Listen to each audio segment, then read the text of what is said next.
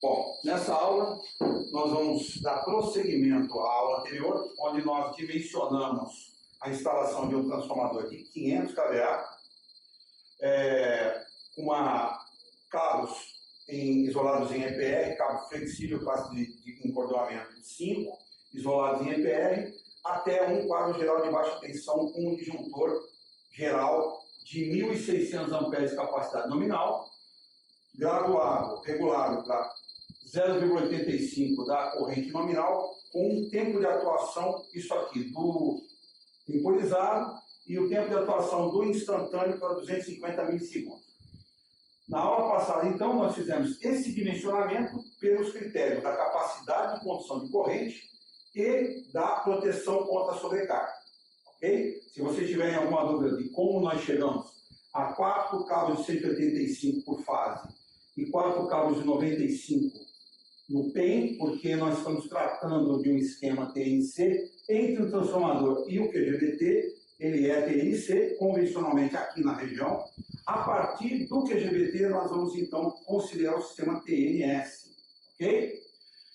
Esses cabos têm 12 metros e, se vocês tiverem alguma dúvida a respeito dessa composição, consultem a aula anterior, que vocês vão ver todo o desenvolvimento desse dimensionamento. Tá bom? Hoje, nesta aula, nós vamos tratar da proteção contra curto-circuito, onde vamos estabelecer qual é a capacidade de interrupção à corrente de curto-circuito desse disjuntor, que é o que está faltando, nós precisamos disso, ok? E verificar se esta quantidade de cabos que nós temos aqui, com essa seção transversal, suporta a energia dissipada por uma corrente de curto-circuito que nós vamos determinar durante este tempo que o disjuntor permitir que ela passe. Tá bom? A sequência é a seguinte. Primeiro nós começamos com o cálculo das impedâncias.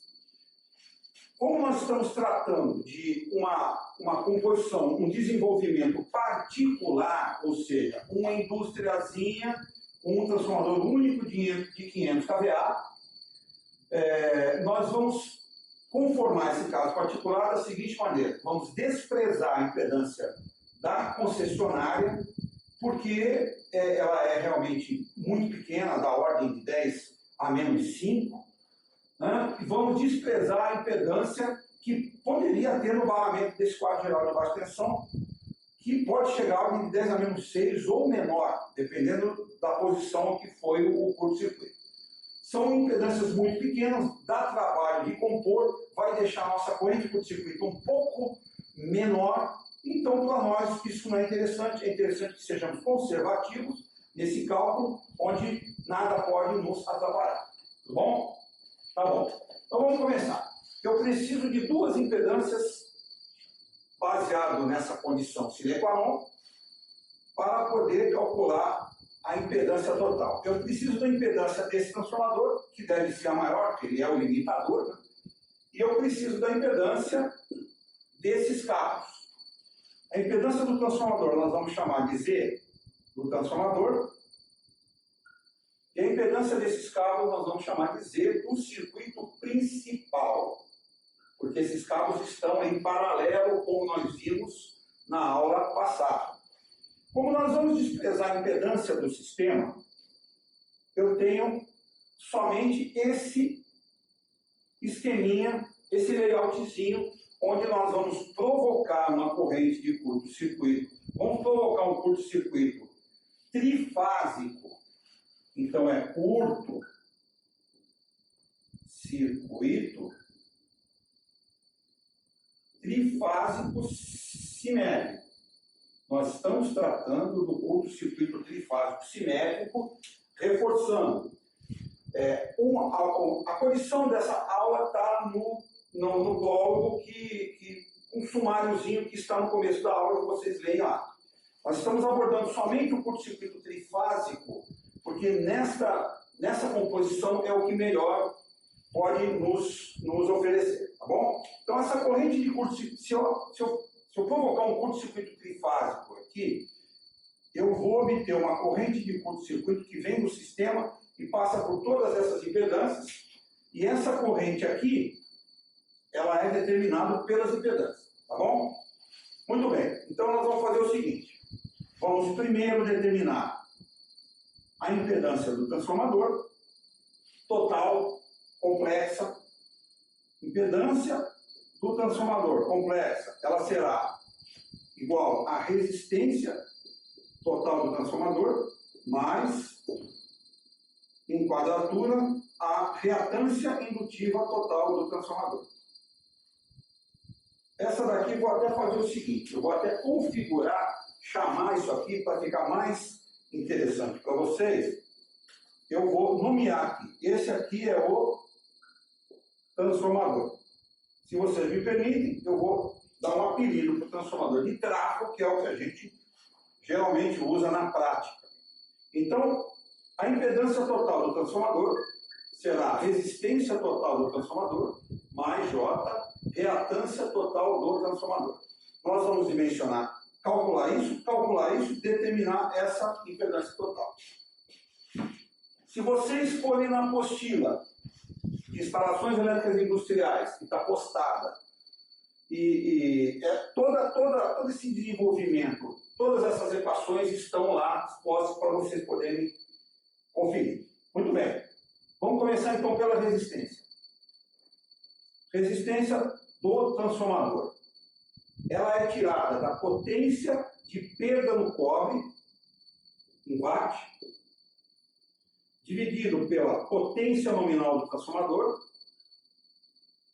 claro, em VA.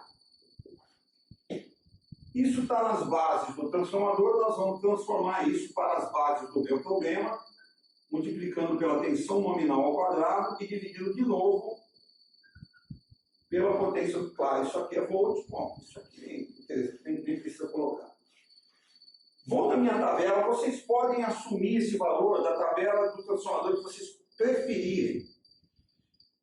Mas, para que eu possa uniformizar, eu não vou determinar um transformador de uma marca tal. Eu peguei um transformador, uma tabela que a gente sempre usa, quando eu não sei ainda que transformador que eu vou comprar, o que eu faço? Eu tenho uma tabela onde eu tenho uma média das características dos transformadores de mercado. E é dessa tabela que eu vou pegar essas características, ok?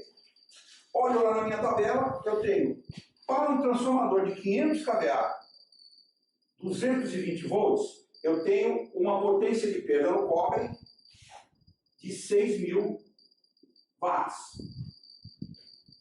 Se eu dividir por 500.000 VA, que é a potência nominal do transformador, multiplicar por 220 volts ao quadrado, dividir de novo por 500.000,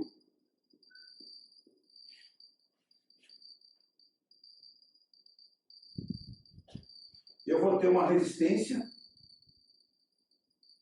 total do transformador da ordem de 10.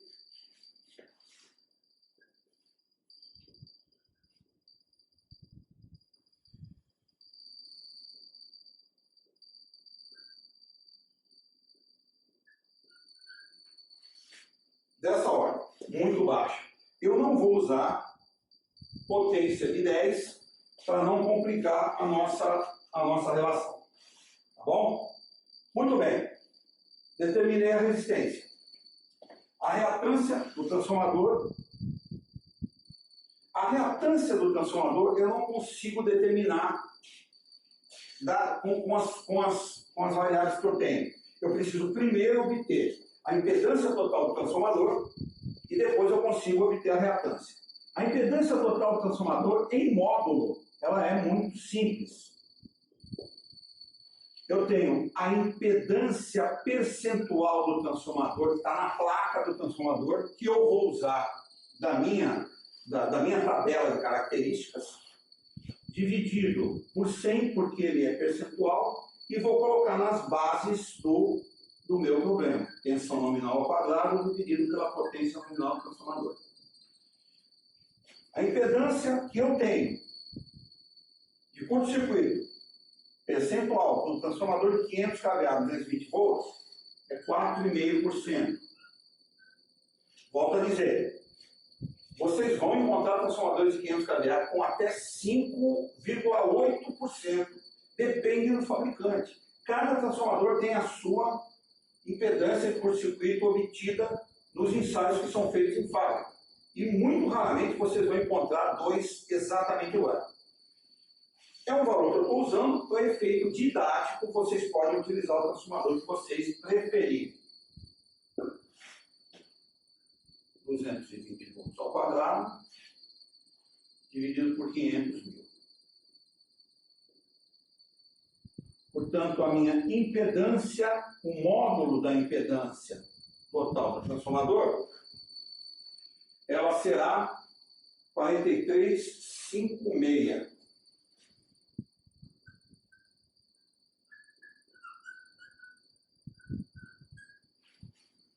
Ok? Então eu tenho resistência do transformador, tenho impedância total do transformador. Como elas estão? Como a resistência do transformador está em quadratura com a reatância indutiva do transformador, eu consigo obter esse valor aplicando o teorema de Pitágoras, onde eu tenho a reatância indutiva do transformador sendo raiz quadrada de Z ao quadrado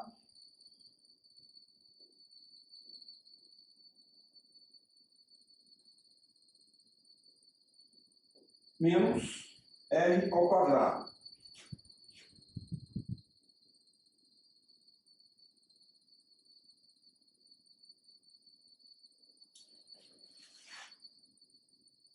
Reatância indutiva do transformador vai resultar em 11,8. Cadê? Está aqui. 41,98.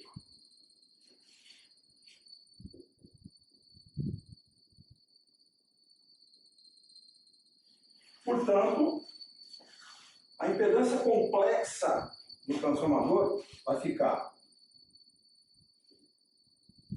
Vou até reforçar, para que a gente possa utilizar depois.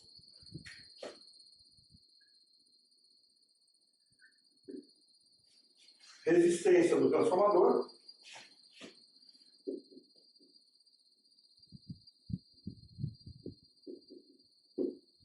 Reatância indutiva do transformador.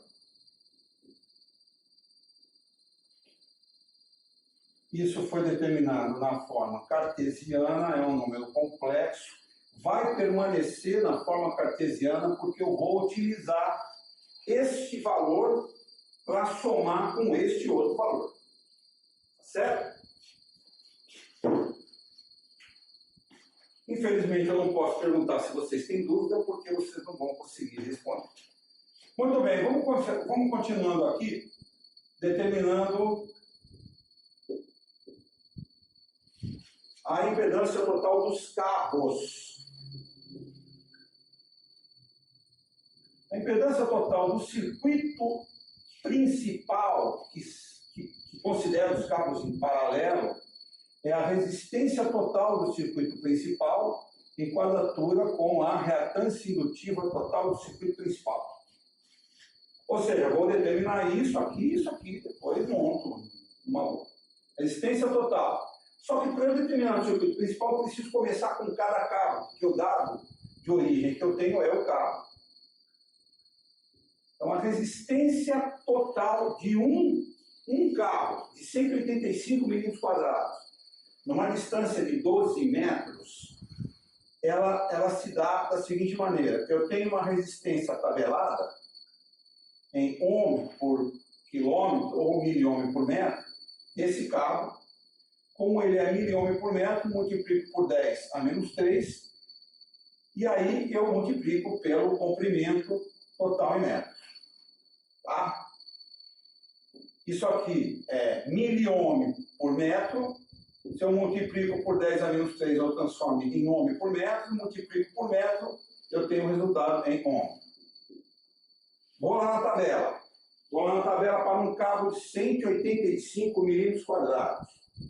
Eu obtenho que esse cabo foi medido 12 miliohm por metro. E eu tenho uma extensão de 12 metros. Esse produto vai resultar 144.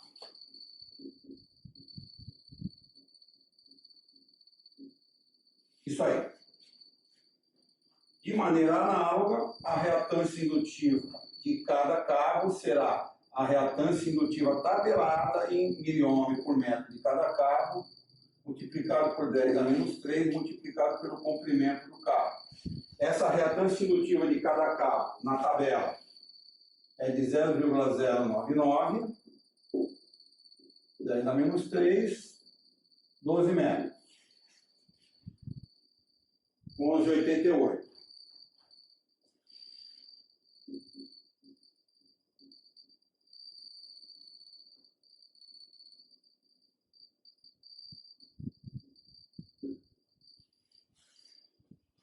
Portanto, a impedância total de cada cabo, impedância complexa de cada cabo será 0,00144 mais J, 0,001188, forma retangular, ohm. Só que eu preciso da impedância total do circuito. A impedância total do circuito principal, ela será a impedância total de cada cabo, dividido pelo número de cabos por fase.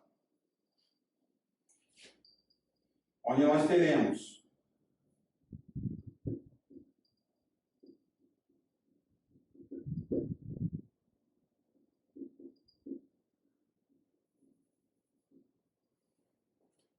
dividido por 4, eu posso fazer essa divisão aplicando a propriedade distributiva, sem problema nenhum, porque isso daqui não é um número completo, é um número real, o que vai resultar numa impedância total do circuito principal de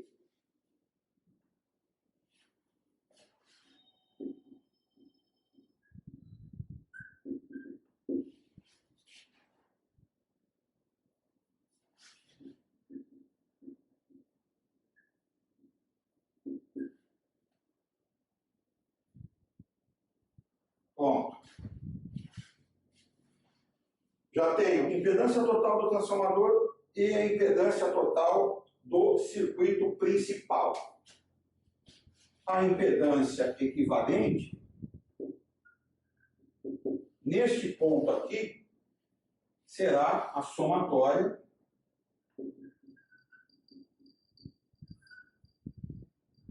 dos dois. Eu posso somar membro a membro, o que fica bem tranquilo de fazer. Ou seja, vou fazer só uma reflexão, porque isso aqui é extremamente simples, né?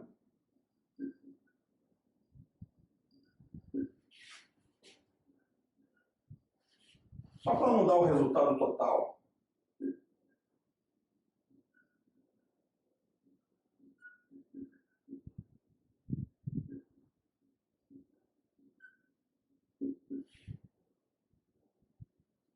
Vou somar membro a membro, eu terei, no final,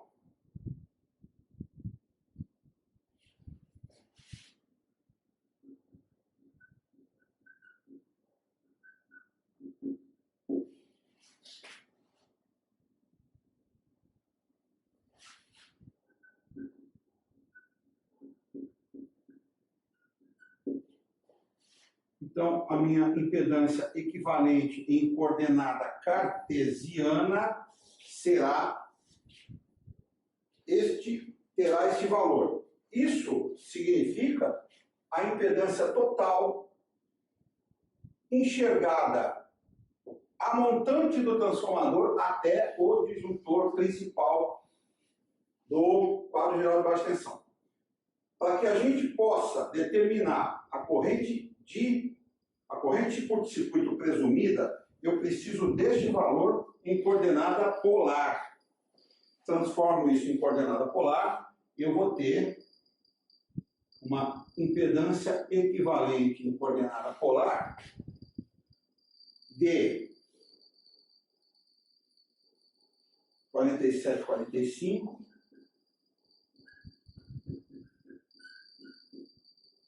uma fase de...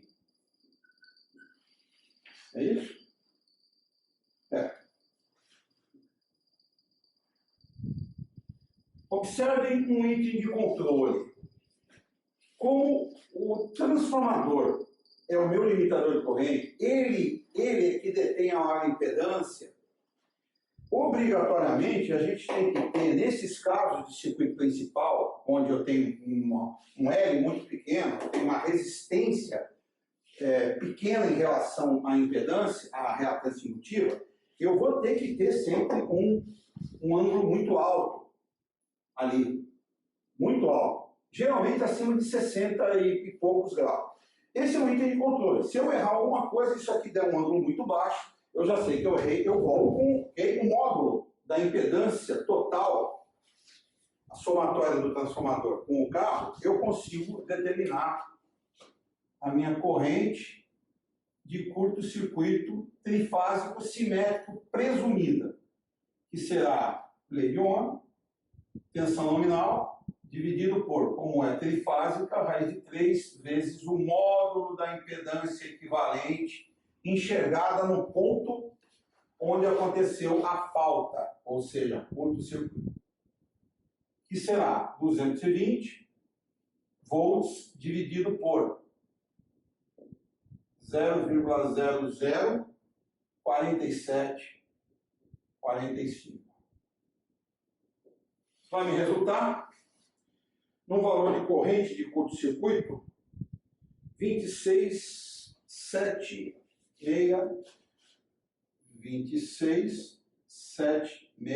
Vou arredondar aqui, pessoal.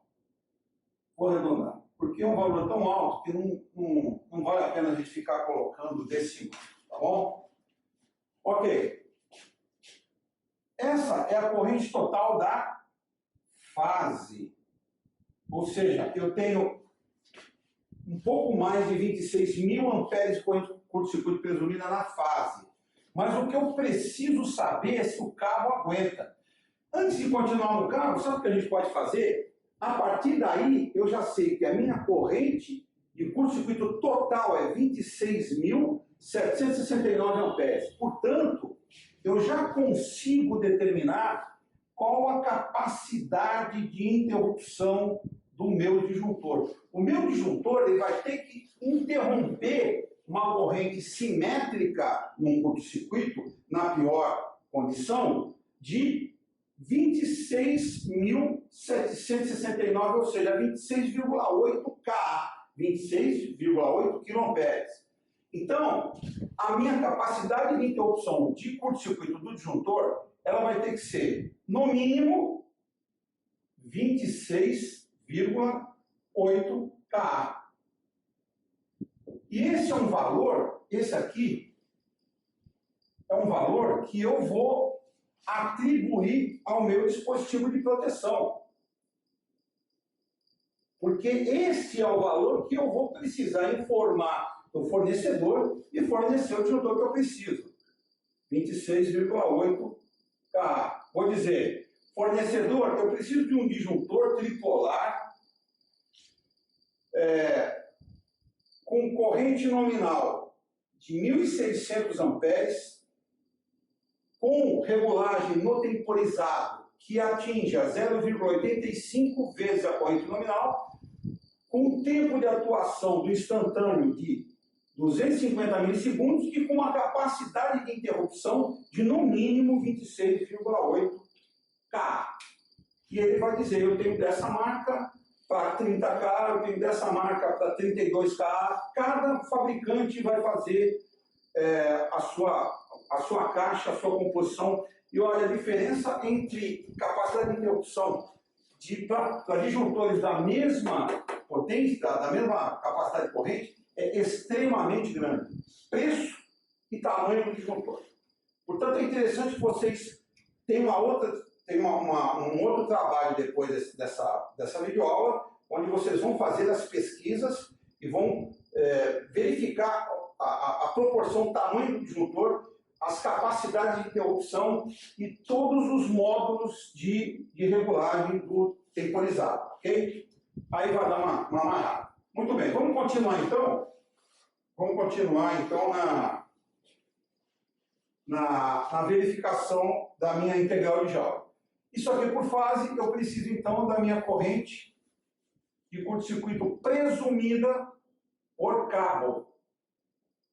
Ela será então a minha corrente presumida de curto-circuito total, por fase, dividido pelo número de cabos. Eu tenho 26.769 amperes e tenho 4 cabos. Eu vou ter por cabo 6.693. 6.693, arredondando, tá? Esta é a corrente presumida que vai passar de curto-circuito por cabo. Então, eu consigo, então, a partir dessa corrente,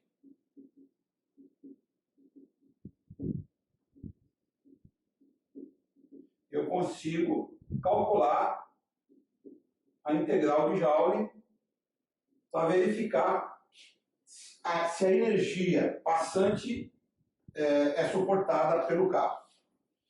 É assim que está na NBR.